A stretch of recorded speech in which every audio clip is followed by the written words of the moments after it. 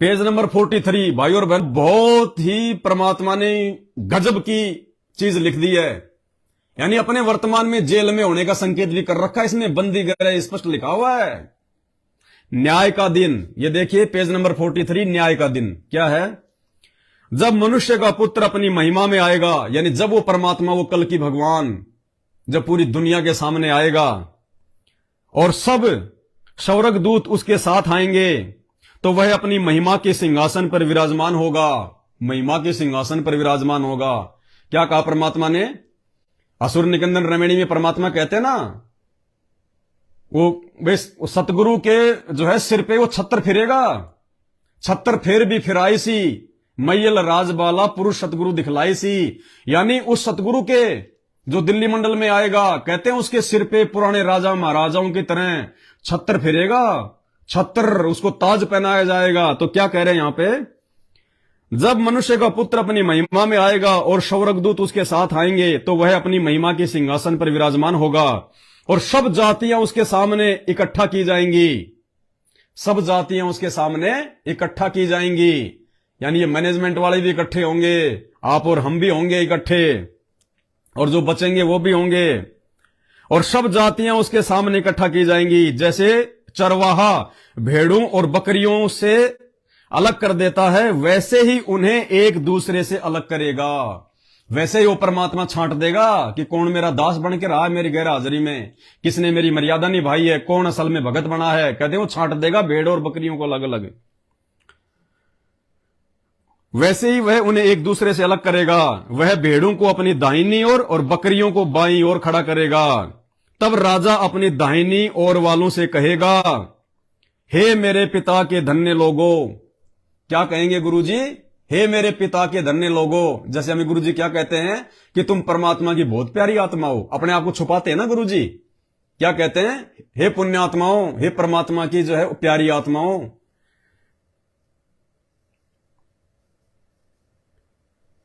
तब राजा अपनी दाहिनी ओर वालों से कहेगा, हे मेरे पिता के धन्य लोगो, आओ उस राज्य के अधिकारी हो जाओ जो जगत के आदि से तुम्हारे लिए तैयार किया गया है।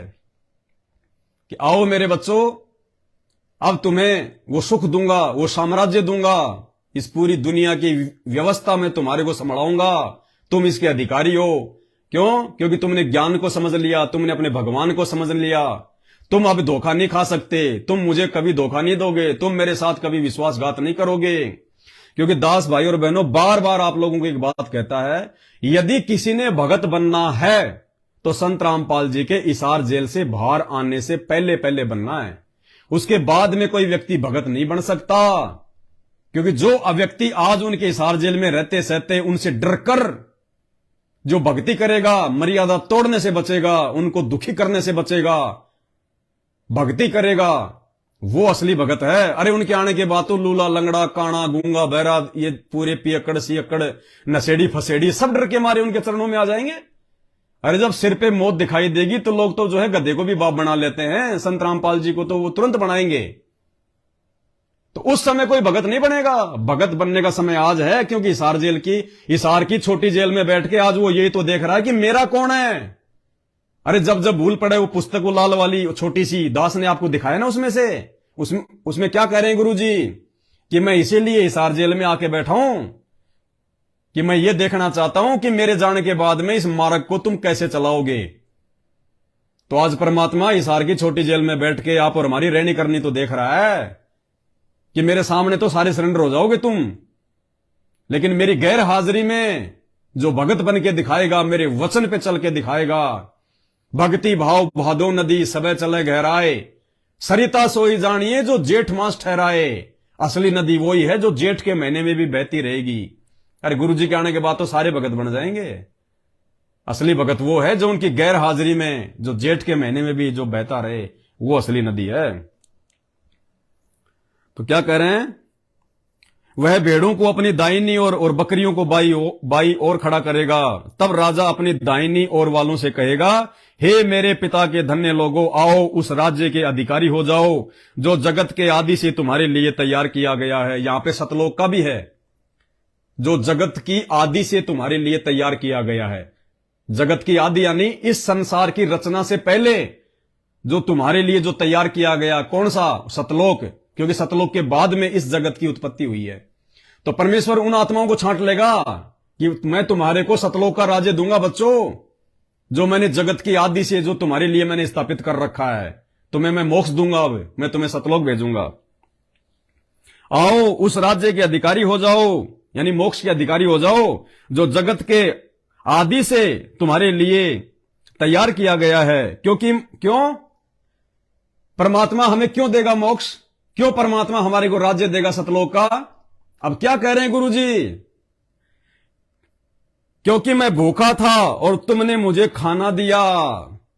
भाई और बहनों, संगत में सबसे पहले गुरु को भगवान मान के भोग लगाना किसने शुरू किया? उस परमात्मा को खाना जो है वो किसने दिया? साध संगत ने, सत्सेवकों ने अपने घरों पे भगवान को भोग लगाना शुरू किया। क्या कह रहे हैं गुरुजी कि क्यों तुम मोक्ष के अधिकारी होगे?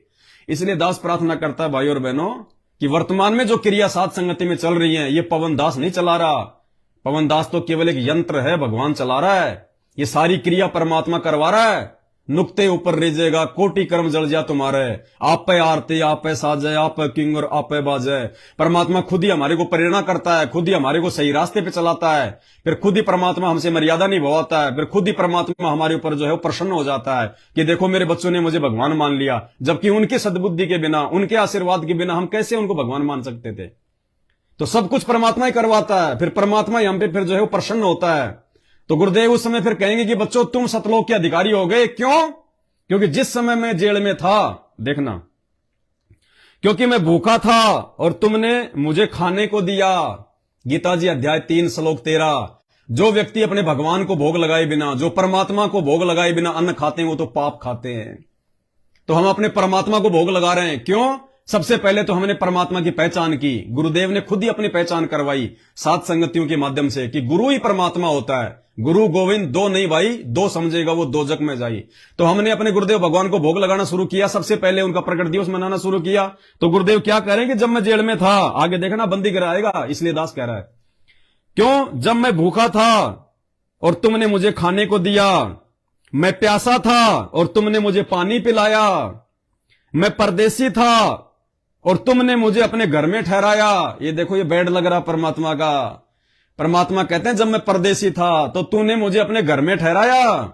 संत की जगह उसका आश्रम होता है, जेल नहीं होती। इसलिए परमात्मा कहते हैं जब मैं परदेसी था, जब मैं अपने आश्रम से दूर था, जब मैं जगत के बीच में था, तो तुमने मुझे अपने घर में ठहराया। यानी हम सभी भाई बहनों ने, हम सबकी सेवा से यह परमात्मा का बेड आया है 8 सितंबर को। तो परमेश्वर को हमने यहां पे ठहरा रखा है। बंदी छोड़ को 24 घंटे परमात्मा इस पे विराजमान होते हैं। उनके आशीर्वाद से सारा सब कुछ हो रहा है। और उसके बाद ये बाइबल की भविष्यवाणी क्यों आई? अगर ये भविष्यवाणी हमारे 8 सितंबर से यदि पहले आ जाती तो ये भविष्यवाणी जो है ये पूरी नहीं हो पाती, क्योंकि उस समय तक तो हमने लगाया नहीं था। तो ये मालिक की विशेष दया। और आज सभी भाई बहन अपने अपने घर पे लगा रहे हैं बेड। जिनको जैसी भी आर्थिक स्थिति है या जिनके घर में जैसी भी जगह है, उस अनुसार बहुत सारे भाई बहन अपने अपने घर पे परमात्मा को ठहरा चुके हैं। गुरु को भगवान मान के फॉर्मेलिटी नहीं कर रहे हकीकत में कि गुरु जी विराजमान होंगे। अरे गुरु जी अगर भोजन करने आएंगे, हम भोग लगाते हैं गुरु जी को, और गुरु जी भोग करने आएंगे और गुरु जी की इच्छा अगर लेटने की हो गई, अगर विश्राम करने की हो गई, तो कहां लेटेंगे गुरु जी? दरबार में लेटेंगे जो है परमात्मा, या हमारे कपड़ों में लेटेंगे परमात्मा? हमारे घर पे कोई रिश्तेदार आ गया, हमने उसको खाना खिला दिया, खाना खिला के रिश्तेदार भी अगर बोलता कि जी मैं जा रहा हूं, मुझे लेट होगी, तो भी हम क्या बोलते हैं? अजी थोड़ी देर तो आराम कर लो, धूप बहुत ज्यादा है, अजी बाद में चले जाना, शाम को थोड़ा आराम कर लो। तो भगवान हमारे घर पे आएगा तो क्या हम भगवान से प्रार्थना नहीं करेंगे कि गुरुजी थोड़ा विश्राम करो अपने दास की झोपड़ी पे? तो विश्राम कहां करेंगे गुरुजी? नीचे विश्राम करेंगे, हमारे गंदे कपड़ों में करेंगे। इसलिए सभी भाई बहन अपने अपने घरों पे बेड भी लगाने लग गए परमात्मा का। तो ये देखो, उसके बाद ये भविष्यवाणी आई है, पहले परमात्मा ने ये व्यवस्था करवाई। क्योंकि मैं भूखा था और तुमने मुझे खाने को दिया। क्योंकि मैनेजमेंट के यहां पे गुरु को भोग नहीं लगाया जाता, ना उनके आश्रमों में गुरु जी को भोग लगाया जाता। उनके आश्रमों में तो केवल दाढ़ी मूछ वाली फोटो को भोग लगाया जाता है, वो काल्पनिक फोटो को। और वो भी कब? जब 2-4 महीने में उनका कोई प्रोग्राम होता है। बाकी संगत अपने घर पे कभी परमात्मा को भोग नहीं लगाती, कभी भी अनदेव की आरती करती है। अरे अनदेव, अनदेव वो एक देव है, भगवान नहीं है। भगवान संत रामपाल जी हैं। भक्ति बोध है ना हमारे पास में 3 समय की आरती की, उसमें अनदेव की आरती है और उसके बाद में भोग की आरती भी है। अगर अनदेव की आरती से काम हो जाता तो भोग की आरती क्यों लिखी परमात्मा ने? अनदेव की आरती तो उस देवता को होती है। जैसे हम लोग असुर निकंदन रमेणी में देव देवताओं की स्तुति करते हैं और भगवान की सुबह करते हैं, शाम को करते हैं। इसी प्रकार हम जो ये अनदेव की आरती करते हैं वो तो केवल उस देवता की आरती है, अनदेव की। आगे फिर परमात्मा ने लिखा कि भोग लगाने की विधि वो है परमात्मा को भोग लगाना, जो केवल सात संगत वाले करते हैं। तो ये तो भोग लगाते ही नहीं गुरु जी को। इन्होंने तो कभी गुरु जी को खाना खिलाया नहीं, कभी गुरु जी को पानी पिलाया नहीं, कभी गुरु जी को अपने घर पे इन्होंने जो है सुलाया नहीं, इन्होंने जो है ठहराया नहीं। तो परमेश्वर हमसे उस समय जो है वो क्या कहेंगे? क्योंकि जब मैं भूखा था और तुमने मुझे खाने को दिया। हम हलवे राम का भोग लगाते हैं गुरु जी को, भंडारे का भोग लगाते हैं, सात संगतियों में लगाते हैं। मैं प्यासा था तो तुमने मुझे पानी पिलाया। देखो वो जग पानी का दास ने 8 सितंबर को लाइव आके आप लोगों को दिखाया था कि हमने परमात्मा का जग और 1 गिलास पानी का भर के सुबह रख देना है, शाम को मालिक से आज्ञा लेके उस पानी को हमने पीना है। दूसरा जल रात के लिए रखना है, रात वाला जग सुबह हमने उठा के पीना है, दूसरा मालिक के लिए हमने रखना है। ये विधि परमात्मा ने पहले शुरू करवा दी, क्योंकि परमात्मा ने भविष्यवाणी का ये जिक्र करवाना था। क्योंकि मैं भूखा था तो तुमने मुझे खाने को दिया, मैं प्यासा था और तुमने मुझे पानी पिलाया, मैं परदेसी था तो तुमने मुझे अपने घर पे ठहराया, मैं नंगा था और तुमने मुझे कपड़े पहनाए। देखो वो रखे परमात्मा के 2 जोड़ी कपड़े, पैंट शर्ट, कुर्ता पायजामा, लोअर टी शर्ट। ये भी 8 सितंबर को ही आया है और इसमें भविष्यवाणी में जिक्र कर दिया परमात्मा ने कि जब मैं नंगा था, यानी परमात्मा जेल में है, वो कैदी के रूप में है, तो वो जेल वाले ड्रेस पहनेंगे। इसलिए मालिक कहते हैं जब मैं नंगा था तो तुमने मुझे कपड़े पहनाए। सभी भाई बहनों की सेवा लगा दी परमात्मा ने, सबकी। आप ये ना सोचना कि अकेला ये दास कर रहा है, नहीं, दास तो केवल निमित्त मात्र है। हम जितने भी सात संगत से जुड़े हुए भाई बहन हैं, जिन्होंने अपनी सेवा लगवाई है, देखो ऐसे परमात्मा कहते हैं सुपात्र को यदि तुम लोग जो है सहयोग करोगे तो दान का जो है सदुपयोग होता है। जबकि दान तो हम किसी से ले ही नहीं रहे, ना ज्योति का ना पाठ का। ये तो सात संगतियां मालिक के बच्चे आपस में अपना सहयोग करके जो है आगे बढ़ा रहे हैं, तो ऐसे सदुपयोग होता है। जब मैं नंगा था तो तुमने मुझे कपड़े पहनाए, मैं बीमार था और तुमने मेरी सुध ली, मैं बंदी गृह में था और तुम मुझसे मिलने आए। मैं बंदी गृह में था और तुम मुझसे मिलने आए। अब देखना यहां पे शंका पैदा ना हो जाए कि हम तो जो है जाते नहीं गुरुजी से मिलने, गुरुजी से तो केवल उनके परिवार को ही मिलने दिया जाता है, हम तो कभी गए नहीं मिलने। तो देखिए फिर हम क्या कहेंगे फिर परमात्मा से उस समय, क्या कहेंगे तब? देखो यहां पे बंदी गृह शब्द आ गया, जब मैं बंदी गृह में था और तुम मुझसे मिलने आए। जबकि ईसा मसीह तो उस समय कोई बंदी गृह में था ही नहीं, ये आज के लिए बोल रहे हैं परमात्मा। अब इससे बड़ा प्रमाण और क्या होगा? वो कल की बैठा है जेल में, बंदी गृह में, दुनिया वालों की नजरों में बंदी गृह में वो कल की बैठा है। जब मैं बंदी गृह में था तुम मुझसे मिलने आए। अब देखना ये मिलना क्या है। तब धर्मी उसको उत्तर देंगे, यानी वो धर्मी भगत, वो दास, वो सात संगत वाले परमात्मा को जवाब देंगे, हे प्रभु हमने कब तुझे भूखा देखा और खिलाया? कि हे गुरुदेव हमने आपको कभी नहीं खिलाया ये सोच के कि मेरा गुरु भूखा है। हमने तो आपके भक्ति विधान को फॉलो किया जो आपने हमें पढ़ाया। हमने ये सोच के भोग नहीं लगाया कि हमारे गुरुजी जेल में भूखे हैं। हमने तो आपके भक्ति विधान को फॉलो किया। गीता जी अध्याय 3 श्लोक नंबर 13 को आपने हमें शिक्षा दी, आज्ञा दी कि पहले अपने परमात्मा को भोग लगाओ, उसके बाद में जो है अन्न खाओ। तो परमेश्वर हमने आपको भूखा जान के भोजन नहीं खिलाया। आप तो तीनों लोकों में प्रवेश करके पूरी सृष्टि का पालन पोषण करने वाले हो परमात्मा। पो पाटी पगड़ा भया जागी जी आजून, सब काऊ को देत है ये चोस समाना चून। मालिक आप तो चींटी को कण और हाथी को मण खिलाते हो परमात्मा, आपको कौन खिला देगा? तो हम ये कहेंगे फिर जो है बंदी छोड़ से कि परमात्मा हमने आपको जो है वो कब खिलाया? भूखा समझ के। इसमें ऐसा ही लिखा हुआ है कि हमने आपको भूखा समझ के कब खिलाया? हमने आपको भूखा समझ के नहीं खिलाया, हमने तो आपके भक्ति विधान को फॉलो करके खिलाया परमात्मा। तब धर्मी उत्तर देंगे, हे प्रभु हमने कब तुझे भूखा देखा और खिलाया, या प्यासा देखा और पानी पिलाया? हमने आपको प्यासा समझ के पानी नहीं पिलाया, हमने तो भक्ति विधान को फॉलो किया। हमने कब तुझे परदेसी देखा और अपने घर में ठहराया? हमने तुझे परदेसी समझ के ये बेड नहीं लगाया। आप हमारे बाप हैं, हमारे पिता हैं।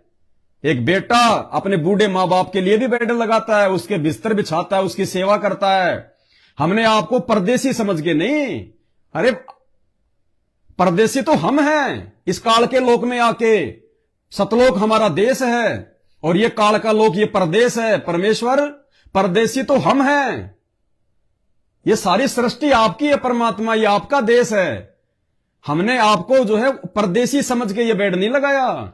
हमने अपना बाप समझ के, अपना परमात्मा समझ के कि हमारा बाप खाना खाने के बाद, भोग प्रसाद लेने के बाद में आराम करेगा, विश्राम करेगा, हम उनकी सेवा कर पाए, हमारे को मौका मिले उनकी चरण सेवा करने का, उनकी सेवा करने का। इसलिए परमेश्वर हमने आपको अपना बाप समझ के बेड लगाया, ना कि जो है परदेसी समझ के। या प्यासा देखा और पानी पिलाया, हमने कब तुझे परदेसी देखा और अपने घर में ठहराया? या नंगा देखा और कपड़े पहनाए? या हमने परमात्मा आपको नंगा नहीं देखा कि भाई हमारे गुरुजी के पास में जेल में जो है कपड़े नहीं है? नहीं, जेल में तो एक से एक कपड़े जाते हैं उनके पास में, लेकिन भाव से नहीं जाते। गुरु को भगवान मान के उनको कपड़े नहीं दे रहे। बेटी अपना बाप समझ के दे रही है, बेटा अपना बाप समझ के दे रहा है, भाई अपना भाई समझ के दे रहा है, औरत अपना पति समझ के दे रही है, लेकिन आपको परमेश्वर मान के किसी ने भी जेल में आपके पास में कपड़े नहीं पहुंचाए। इसलिए परमेश्वर हमने आपके लिए कपड़े बनवाए हैं, अपना बाप समझ के, अपना परमात्मा समझ के। हमने कब तुझे बीमार या बंदी गृह में देखा और तुझसे मिलने आए? परमात्मा हमने कब तुझे बीमार देखा? जबकि जब अखबार में आपके बारे में आता था कि संत रामपाल जी की पीठ में दर्द है, संत रामपाल जी के दिल में दर्द है, उनको हिसार की हॉस्पिटल में लेके गया, अग्रसेन हॉस्पिटल में बहुत सारी बार आया अखबार में। और हम लोगों को हम क्या समझाया करते थे कि ये भगवान की लीला है, भगवान कभी बीमार नहीं होता। अरे उनकी तो तेज पुंज की देह है। रोज हम नित्य नियम पढ़ते हैं, वाणी संख्या 22 और 23, गरीब ऐसा सतगुरु हम मिला तेज पुंज के अंग, झिलमिल नूर जहूर है नर रूप श्वेत रंग। गरीब ऐसा सतगुरु हम मिला तेज पुंज की लोय, लोय माने शरीर कि हे गुरुदेव आपकी तो तेज पुंज की शरीर है, और तेज पुंज का शरीर कभी बीमार नहीं होता। ये तो परमात्मा आप एक मानस रूप में आए हुए हैं, इसलिए आप जी लीला कर रहे हैं। तो हम ये कहेंगे कि परमात्मा हमने कब आपको बीमार देखा और कब हमने आपको जेल में देखा जो हम आपके लिए वहां पे कपड़े पहुंचाए या हमने वो किया? हमने तो आपको अपना बाप समझ के ये सारा काम किया है। हमने कब तुझे बीमार या बंदी गृह में देखा? अगर हम गुरुजी को जेल में देखते तो हम भी हिसार की तारीखों पे धक्के खाते। हम साथ संगति से जुड़ के लोगों को नहीं समझाते कि मोकू कहां ढूंढे रे बंदे, मैं तो तेरे पास में, और घट ही में गंगा, घट ही में जमुना, घट ही में है जगदीश। हम तो लोगों को समझा रहे हैं 7 साल से कि मत जाओ हिसार की तारीखों पे, मत जाओ। परमात्मा को अपने घर पे समझो, अपने घट में समझो। अपने घर पे रोज तुम आरती करते हो, तुम दीपक जलाते हो। अगर तुम्हें यह है कि गुरुजी जेल में हैं तो नालायकों फिर क्या दीवारों के सामने दीपक लगा रहे हो? दीवारों के सामने अपने घर पे तुम जो है दंडोत कर रहे हो, तुम दीवारों के सामने खड़े होकर आरती करते हो। जब तुम्हें इतना ही विश्वास नहीं है कि हमारे गुरुजी हमारे घर पे नहीं है, तो हम ये कहेंगे कि गुरुजी हमने कब आपको बीमार देखा? हमने कब आपको जो है बंदी गृह में देखा? हमने तो आपको सदा अपने पास में देखा कि हम हैं सबद सबद हम माही और हमसे भिन्न और कछुनाई। कि परमात्मा आप तो पल पल अपने बच्चों के साथ में हो। मालिक आप जेल में बैठ जाओगे तो दुनिया कौन चलाएगा? इसलिए हम ये कहेंगे कि परमात्मा हमने कब आपको जेल में देखा? जो आप कह रहे हो कि तुम मेरे से मिलने आए थे, तो परमात्मा हमने आपको कब जेल में देखा जो हम आपसे मिलने गए? फिर क्या जवाब देंगे परमात्मा, देखना। तब राजा उन्हें उत्तर देगा। फिर वो राजा क्या कहेगा, गुरुदेव भगवान हमसे क्या कहेंगे, मैं तुमसे सच कहता हूं कि तुमने जो मेरे इन छोटे छोटे भाइयों में से किसी एक के साथ किया वह मेरे ही साथ किया। फिर गुरु जी क्या कहेंगे कि बेटा मैं तो तुम्हारी परीक्षा ले रहा था, जबकि ज्ञान आधार यह है कि जब तुमने साध संगतियों में, क्योंकि भगत कौन है, जो मर्यादा में रहेगा वो होगा भगत। ताते सतगुरु शरणा लीजिए, कपट भाव जिन दूर करीजिए। असली भगत कौन होता है, जो अपने मन से छल कपट को बाहर फेंक देता है। छल कपट क्या है इस भक्ति मार्ग में, आप यदि अपने गुरु के अलावा किसी और को भगवान मानते हो तो आपके अंदर छल कपट है, धोखा कर रहे हो आप अपने गुरु के साथ। तो गुरु जी ये कहेंगे कि बेटा साध संगति में जो मेरे बच्चे आया करते थे, और इन बच्चों को, कौन से बच्चों को, जो वास्तव में योगी हैं, जो भगत हैं, जिन्होंने भगवान को पहचान लिया। बाकी नाम तो पूरी दुनिया लेती है, कोई शराब पीता है, कोई मांस खाता है, कोई चोरी कर रहा है, कोई उल्टे काम कर रहा है, वो भगत नहीं होते नाम लेने के बाद भी। नाम लेने के बाद में असल भगत वो है जो गुरु को भगवान मान के हर क्रिया करे मर्यादा में रह के।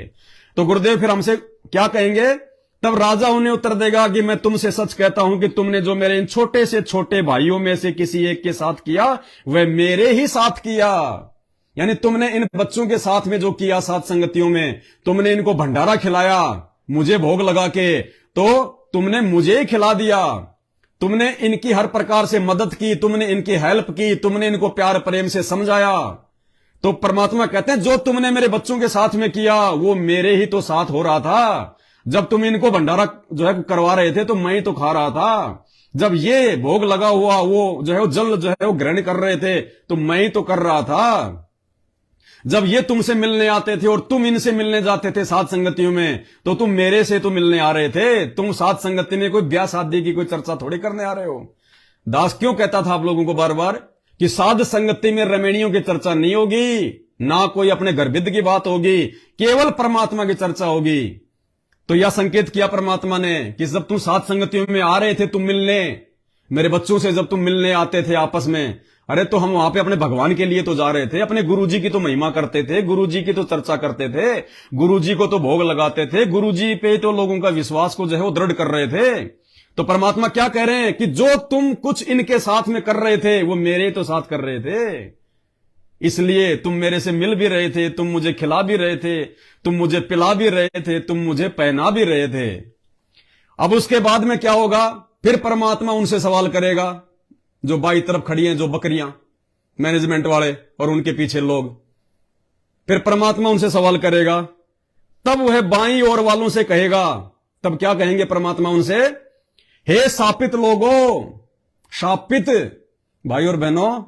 अब दास कैसे समझाए, एक 9 पेज का हिसार जेल से वो लेटर आया था, 9 पेज का, जो गुरुजी ने लिख के भेजा था 2020 में, बड़ी मुश्किल से आप और हमारे हाथ लगा था।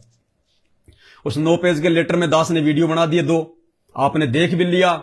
उसमें गुरुजी ने स्पष्ट कह रखा है कि तुम मैनेजमेंट वालों को मेरे अंदर रामपाल दिखाई देता है और इन साध संगत वालों को मेरे अंदर जो है कबीर दिखाई देता है, और इसमें रात दिन का अंतर है। स्पष्ट कर दिया परमात्मा ने। तो क्या कहेंगे परमात्मा फिर उनसे, इतने कुक्रम करने के बाद, ये वर्तमान में 9 साल से इन्होंने जितने भी ये कुक्रम किए हैं, संगत को बहकाया, बरगलाया, इन्होंने जो ये धंधा किया, राजनीतियां की, जगत वालों के साथ में यारी दोस्ती, आश्रम को इन्होंने हॉस्पिटल बना दिया, सत्संग में लोगों के दांत चेक कर रहे हैं। अरे कहीं बाहर मर जाते, बाहर डॉक्टर नहीं है क्या दुनिया भर के, क्यों संत रामपाल जी का नाम बदनाम किया। संत रामपाल जी तो कहते हैं कि मेरे आश्रम में आओ, मेरे से नाम लो, कैंसर क्या, कैंसर का बाप ठीक हो जाएगा। ऐसे ऐसे लोगों के असाध्य रोग ठीक किए, फूटी आंख को ठीक किया है, गले में कैंसर 4-4 गांठें अपने आप निकल आई, डॉक्टर बोला हम तो इन्हीं का ऑपरेशन करने वाले थे, तू खुद ही निकाल के ले आई। ऐसे ऐसे परमात्मा ने चमत्कार किए, मुर्दों को जिंदा किया, और उस परमात्मा के आश्रम को तुमने हॉस्पिटल बना दिया। ये शापित है, शापित लोग। तो क्या कह रहे हैं परमात्मा फिर उनसे क्या बोलेंगे, तब वह बाईं ओर वालों से कहेगा, उन बकरियों से कहेगा, हे शापित लोगों, मेरे सामने से उस अनंत आग में चले जाओ, नरक में चले जाओ, भाड़ में चले जाओ, मेरे सामने से। तुम्हारी शक्ल भी मुझे दिखाई नहीं देनी चाहिए, दिन रात तुम मेरे साथ में रहे।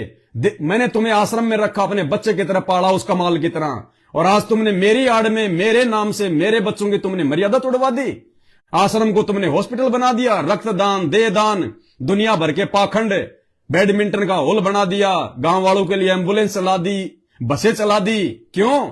धनाना गांव में सारी चीजों की आवश्यकता है क्या? आश्रम और भी जगह है, वहां क्यों नहीं लगा रहे? तो ये परमात्मा कहेंगे, अरे सापितो, दुष्टो, मेरी आंखों के आगे से आग में कूद जाओ। तब वह बाईं ओर वालों से कहेगा, हे शापित लोगों, मेरे सामने से उस अनंत आग में चले जाओ जो शैतान और उसके दूतों के लिए तैयार की गई है। कि वो नरक जो मैंने शैतान और उसके दूतों के लिए जो मैंने तैयार किया है, उधर चले जाओ। क्योंकि मैं भूखा था और तुमने मुझे खाने को नहीं दिया। स्पष्ट लिख रहे हैं परमात्मा, उनसे भी सवाल कर रहे हैं फिर, जैसे हमसे किया। क्या कह रहे हैं गुरुजी? क्योंकि मैं भूखा था और तुमने खाने को नहीं दिया। मैं जिंदा, रोज तुम नित्य नियम में पढ़ते हो, गरीब जिंदा जोगी जगत गुरु मालिक मुर्शद पीर, हैं? तुम्हें कितनी बार समझा दिया कि धरती पे सतगुरु की भूमिका केवल कबीर परमात्मा निभा सकता है। तत्वदर्शी संत की भूमिका केवल वो कबीर निभा सकता है। इस धरती पे आके सत्संग केवल वो कबीर कर सकता है। अपने द्वारा रची गई सृष्टि की जानकारी वो कबीर बता सकता है, दूसरा नहीं बता सकता। फिर भी तुम मुझे नहीं समझ पाए और मुझे अपना गुरु कह रहे हो, और भोग उस कागज की फोटो के आगे लगा रहे हो, दाढ़ी मूछ वाली फोटो के आगे लगा रहे हो। उस कागज की फोटो का तुम प्रकट दिवस मना रहे हो, मेरा तुम जन्मदिन मना रहे हो। मुझे तुमने कभी खिलाया नहीं, तो क्या उनसे फिर जो है क्या सवाल करेंगे? क्योंकि मैं भूखा था और तुमने मुझे खाने को नहीं दिया, मैं प्यासा था और तुमने मुझे पानी नहीं पिलाया, मैं परदेसी था और तुमने मुझे अपने घर पर नहीं ठहराया, मैं नंगा था और तुमने मुझे कपड़े नहीं पहनाए, मैं बीमार और बंदी गृह में था और तुमने मेरी सुध ना ली। जबकि ये तो रोज मिलने जाते हैं, फिर भी परमात्मा कह रहे हैं मैं बंदी गृह में था और तुम मेरे से मिलने तक नहीं आए। यानी तुमने कभी भी मेरे बच्चों को इन आश्रमों में ज्ञान समझाने के लिए नहीं बुलाया, मेरी महिमा करने के लिए नहीं बुलाया। तुमने अपने स्वार्थ के लिए पाठ पाठ पाठ, संगत आएगी तो पैसा देगी, संगत आएगी तो ज्योति का पैसा आएगा, संगत आएगी तो बड़े बड़े आश्रम बन जाएंगे, इनको मजदूर बना दो। कहते तुम कभी भी मेरे से मिलने नहीं आए। यानी तुमने कभी भी मेरे बच्चों को, क्योंकि ऊपर मालिक ने जिक्र कर दिया स्पष्ट कि मिलने का मतलब क्या है, कि तुमने कभी भी मेरे बच्चों को ज्ञान चर्चा के लिए नहीं बुलाया, मेरी महिमा करवाने के लिए नहीं बुलाया। तुमने कभी भी मेरे बच्चों को जो है खाना नहीं खिलाया। भाई और बहनों, इन आश्रमों में भंडारे केवल इसलिए किए जाते हैं क्योंकि जगत वाले आते हैं। बाकी आज भी इनके नामदान सेंटरों पे और हर रविवार को सतलोक आश्रम मैनेजमेंट हरियाणा जहां भी गांव गांव में सत्संग करता है, सिर्फ चाय बिस्किट भंडारे नहीं करवाते, ये भोग नहीं लगाते गुरुजी को। तो परमात्मा उस समय कहेंगे कि मैं भूखा था, तुमने मुझे खिलाया नहीं। यानी तुमने मेरे बच्चों को जो है भंडारा तक नहीं करवाया। और मैंने सत्संग में आदेश दे रखा कि बिना भंडारे के तो सत्संग शुरू भी नहीं होता। और मेरे ज्ञान के खिलाफ, मेरे ही इस आध्यात्मिक ज्ञान के खिलाफ 4 बिस्कुट और एक वो चाय का गिलास मेरे बच्चों को तुमने भूखा मारा। उनके पेट में तो चूहे कूद रहे हैं, वो सत्संग सुनेंगे? तो मालिक कह रहे हैं तुमने मुझे खाना नहीं खिलाया, कभी तुमने मुझे कभी पानी नहीं पिलाया, तुमने मुझे कभी कपड़े नहीं पहनाए, तुम कभी मेरे से जेल में मिलने नहीं आए। तुम केवल इसलिए आते थे कि संगत को मूर्ख बना के रखें, उसकी शिकायत कर देंगे, गुरुजी वो ऐसा कर रहा है, गुरुजी वो ऐसा कर रहा है, गुरुजी उसको गुरुद्रोही घोषित कर दो। झूठी साची ऑडियो बनवा के मेरे नाम पे केवल तुम अपना धंधा करते रहे। तुम मेरे से मिलने नहीं आते थे, तुम अपने स्वार्थ के लिए आते थे, मेरे बच्चों को गुरुद्रोही घोषित करवाने के लिए आते थे। राजनीतियां जो है कि गुरुजी वो राजनेता बहुत अच्छा, गुरुजी अगर वो जीत गया ना तो आपको जेल से बाहर निकला देगा, मुझे आम व्यक्ति मान के और मेरे से राजनीति के आदेश ले रहे हो। तुम तो अपने स्वार्थ के लिए आ रहे थे। इसलिए परमात्मा उनसे कहेगा कि मैं जेल में था और तुम मेरे से मिलने नहीं आए, केवल अपने स्वार्थ के लिए आए। वो मिलना नहीं होता।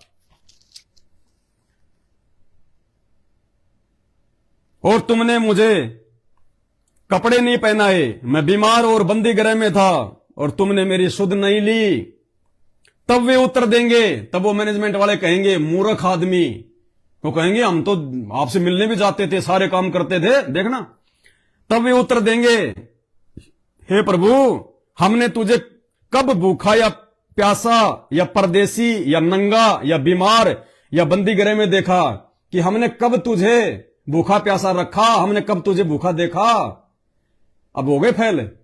पुण्यात्माओं, गुरु के सन्मुख वचन ना कहिए, सो शिष्य रहनी गहनी सुख लें। गुरुदेव ने हमें सबको गुरुद्रोही बोल रखा है कि हमने कभी अपने बाप से सवाल किया कि आपने हमें गुरुद्रोही क्यों किया? हम क्या कहते हैं हमेशा? हमारा बाप है, उसकी मर्जी है। अरे मैं कुत्ता हूं गुरुदेव का। एक तरफ तो कहता हूं कि कुत्ता हूं गुरुदेव का और पवन दास का नाम, जो राखूं त्यों ही रहूं, जो देवो सो खाऊं, तो करो तो बावड़ूं और दूर दूर करो तो जाऊं, जो राखूं त्यों ही रहूं, जो देवो सो खाऊं। कभी कुत्ता अपने स्वामी से सवाल नहीं करता, कुत्ता अपने स्वामी से कभी सवाल नहीं करता। तो हमने कभी भी परमात्मा से सवाल नहीं किया। और इन्होंने ये क्या बोलेंगे देखना, ये बोलेंगे भविष्यवाणी है, क्योंकि ये भविष्यवाणी भी आप और हमारे समझ में आएगी, ये भी हमारे तक ही पहुंचेगी, उन तक नहीं जाएगी।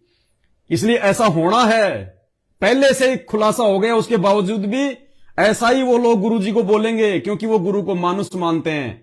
और गुरुजी को मानुष मानने वाले को परमात्मा ने कहा अंधा, और अंधा आदमी चाहे कितना समझा दो गलती करेगा ही करेगा।